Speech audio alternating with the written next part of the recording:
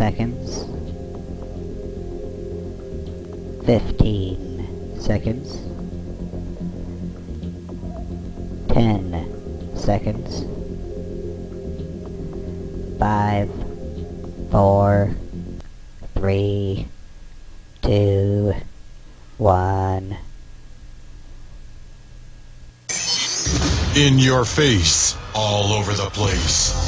We're online 24/7. 24/7. You're listening to the hottest internet station. From beautiful Saline in southeastern Michigan.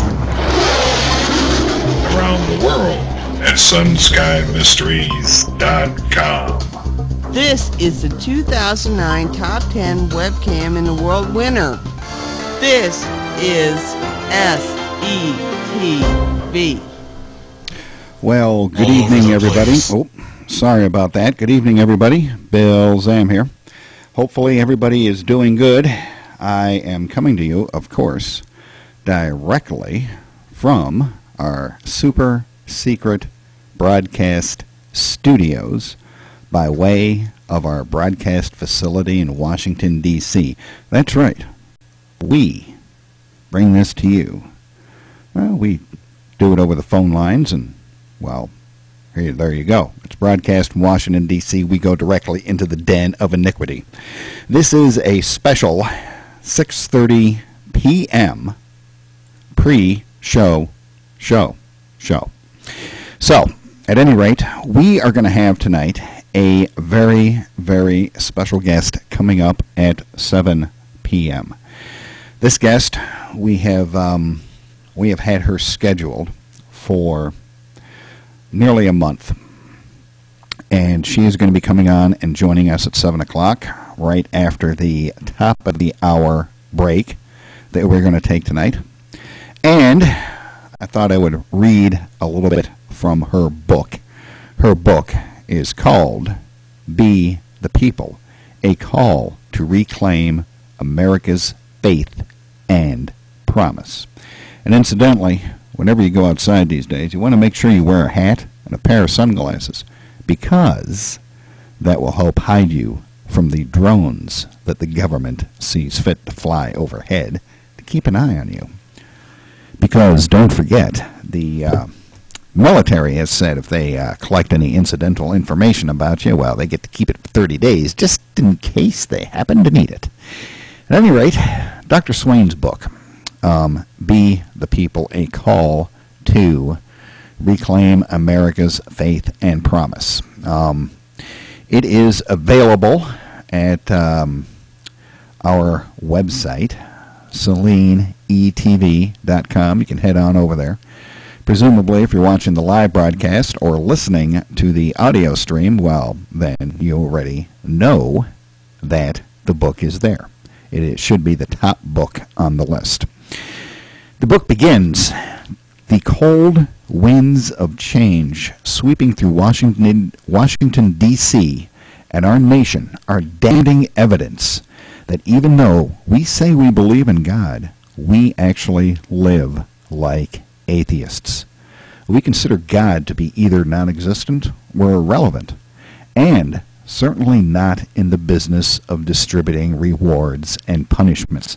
These solemn vows of faith that once impelled our leaders to bravery and provided the solid principles upon which our country was founded have been broken and abandoned to the wind. The virtues produced by faith in God have been banished from our borders. And that actually leads me to a thought, and that is this. You remember the story from the Bible about Sodom and Gomorrah. I believe it was the principal character in that story. God said, I'm going to destroy these towns. They're filled with iniquity and sin. You know, you guys got to get out of there. You're a faithful servant of mine. You got to get out of there. Make sure nobody turns around and looks back. And, of course, we all know that Lot's wife turned to a pillar of salt. At any rate, the character said to God, what if we could find 50 righteous people in this city, would you still destroy it? And God said, no, I wouldn't destroy it. What if we could find 20?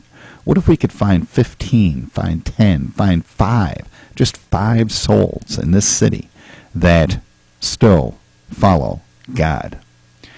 And it occurs to me that here in the United States, we are, maybe, in my opinion, we are facing quite the same thing. We are facing quite the same thing here in the United States of America. I just came across a story yesterday. Somebody sent me a story about how ministers are leaving the United States. They're just immigrating out of here because they know that God is going to smite the United States and destroy it. And I thought to myself, you know, any minister that is actually a faithful servant of God would not do that. They would stay here and they would minister to their flocks until the very end. That's, I can only hope that if that is actually the case, if that is actually real, I can only hope that, well, these guys get to be in the top level of hell rather than having to descend into the pits. Now, the book also, it has many, many excellent passages. You really need to get this book, Be the People. It actually has a copy of the Declaration of Independence, the Constitution, and everything else. It's an excellent reference book. It's basically a short textbook. That's the way Dr. Swain wrote it, I believe. We will ask her at the top of the hour. It says, recent grassroots uprisings reflect disillusionment and demonstrate that we finally realize something is profoundly wrong with our beloved country. The rules of morality have changed, and we sense that the new moral relativism will ultimately result in harm, not good. And that is something that is extremely important. Now, elite institutions, that would be your colleges, your Ivy schools, I'd say probably just about any top-level college in the United States. The elite institutions disdain honest intellectual inquiry, which is by its nature distrustful of authority, fiercely independent, and often subversive. They organize learning around minutely specialized disciplines, narrow answers, and rigid structures designed to produce answers. And that's what they do. It's a rigid structure. Nobody actually learns anymore. Nobody experiments. You know, they come out, they're nice and smart and everything, but really, unless they go in with some street smarts, they don't come out with street smarts. Street smarts is something that you're not going to learn it in a college, that's for sure. The established corporate hierarchies these institutions service, and that is another one of the problems. They're training people to go into corporate life. These Occupy people, they run around and we're the 99%, we're the 99%, and they rail against the 1%, but they're going to college and they're learning to service the institutions. They're not actually learning a trade. They're not actually learning how to repair a jet engine. They're not learning how to do IT work on a computer. They're learning crap that's going to get them into the corporate hierarchy. These institutions, they service economic, political, and social, and they come with clear parameters such as the primacy of unfettered free market and also with a highly specialized vocabulary. This vocabulary is a sign of the specialist, and of course, the elitist thwarts universal understanding. And when Dr. Swain comes on, I want to ask her about the difference, let me see here, the difference between divine providence and manifest destiny, and when we actually lost it. I believe it was during the term of Andrew Jackson, one of our early presidents, and it actually became a lot worse during the Woodrow Wilson administration. He wasn't a good guy at all. He was very progressive. He moved the Overton window way, way to the left. And that is exactly not a good thing. Now, one of the things that I wanted to look up, and I'm going to do this right now while I am chatting with you guys, and see if I can find this.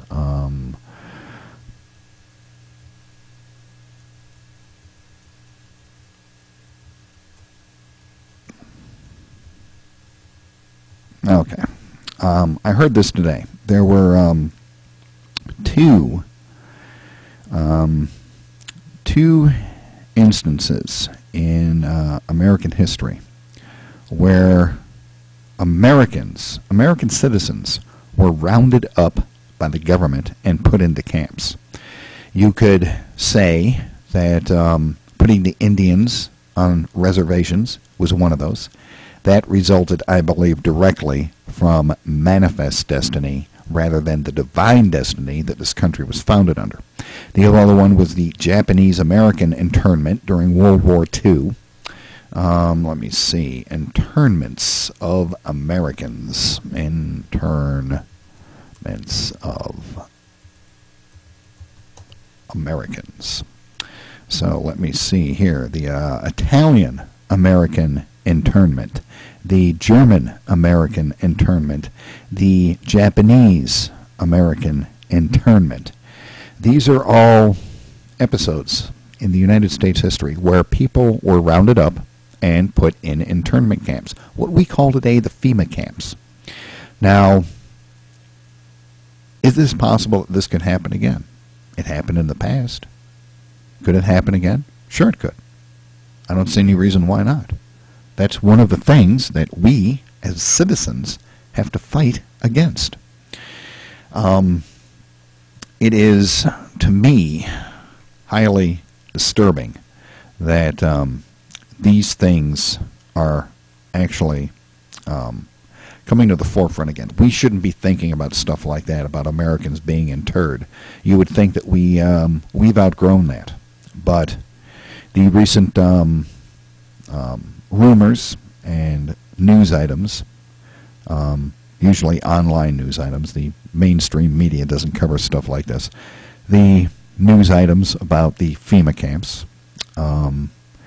and situations like that, it's just a bad thing. It is really a bad scene that we even consider that this sort of thing could possibly happen.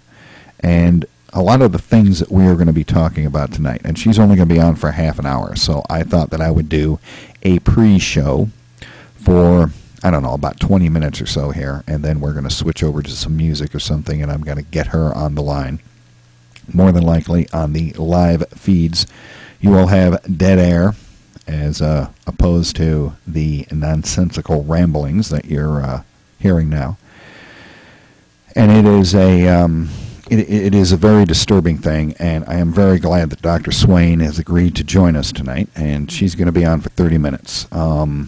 A person like her, she teaches college classes, and she has been on a lot of networks doing a lot of shows, and her time is limited. So we are going to attempt to make the most of the time that we have with her. So I thought I'd get my rambling and muttering out of the way beforehand. And of course, this episode is going to be on YouTube.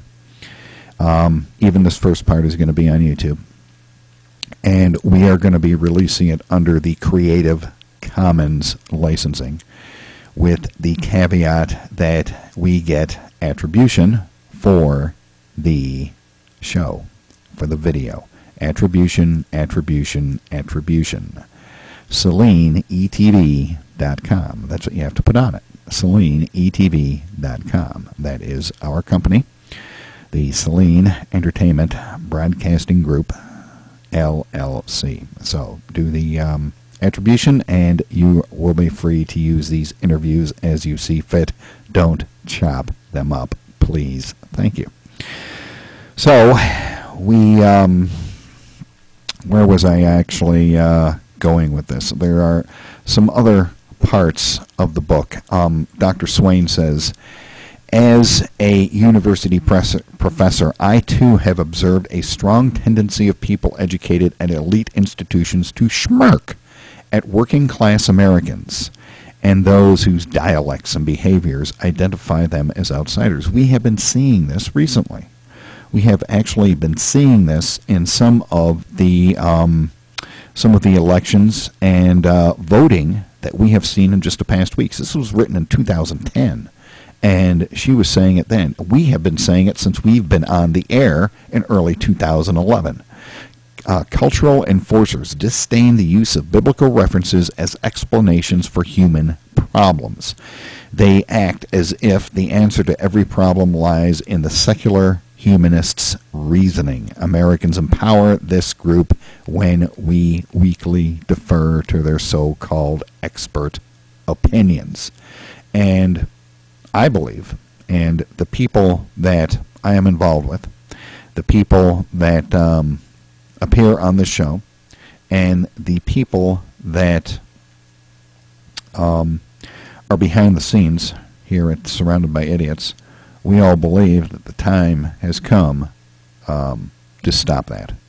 It is time to stop the humanist elitists that have decided to, I don't know, take over the country, I suppose. So, we are getting up to 10 minutes to the top of the hour. We are going to drop off the air a little bit here. We are actually recording in the clear. All of our servers appear to be working very well. I am not sure at this point exactly how many people are watching. Hopefully there are some. For those of you that want to ask Dr. Swain some questions, if you go down to the bottom of the screen where it says Show Chat, click here, click on that, or you can click in the chat room. Right now there is a little red ball that says has the number 1 on it. That means that I am in there waiting for you. So come on in and join in the fun, and we will be back at 7 p.m. sharp. In the meantime, let me throw up this. Let me actually put this on pause. Doink. There we go. And bring up. There we are. Let me switch over to this screen right here. There we go. And we will return in about 10 minutes.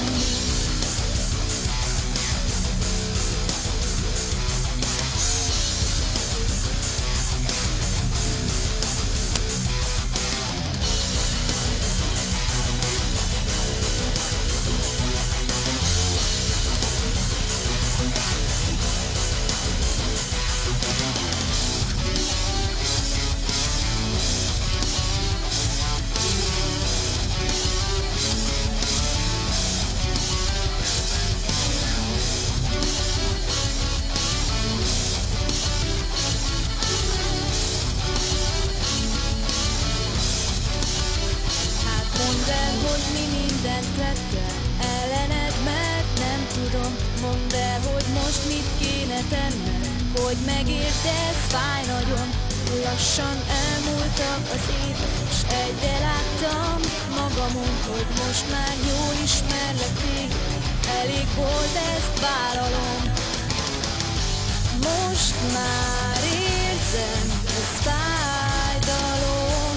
Várnom kéne, de nem állhatom. Még látok fényként szolgál a hold, vágyaim szállnak az árnyakon. Itt állok romba dőlt álmokon, könnyen megcsillan az arcomon.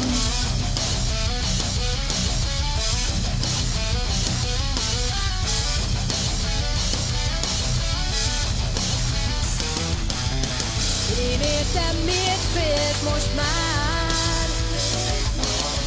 Talán mert látod, egyedül maradtál.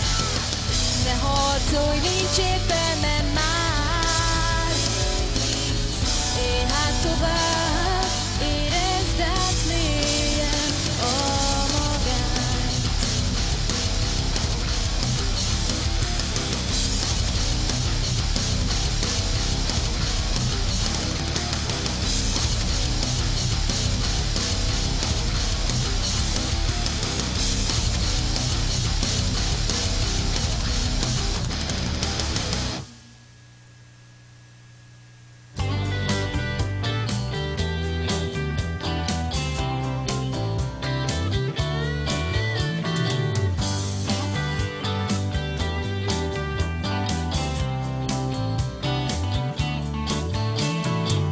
Wake up, America.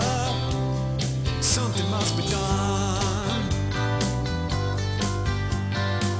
Wake up, America.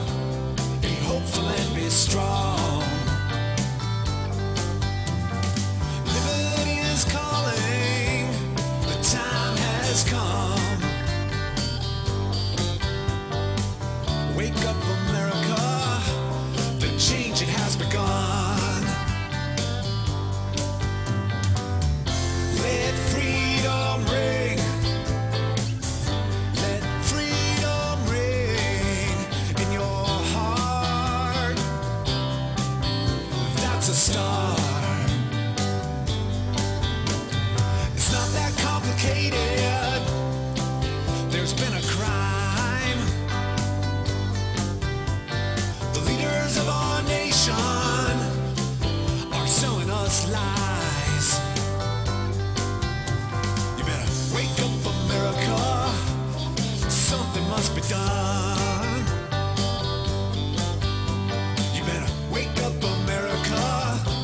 Be hopeful and be strong. Let freedom ring. Let freedom ring in your heart. That's a start.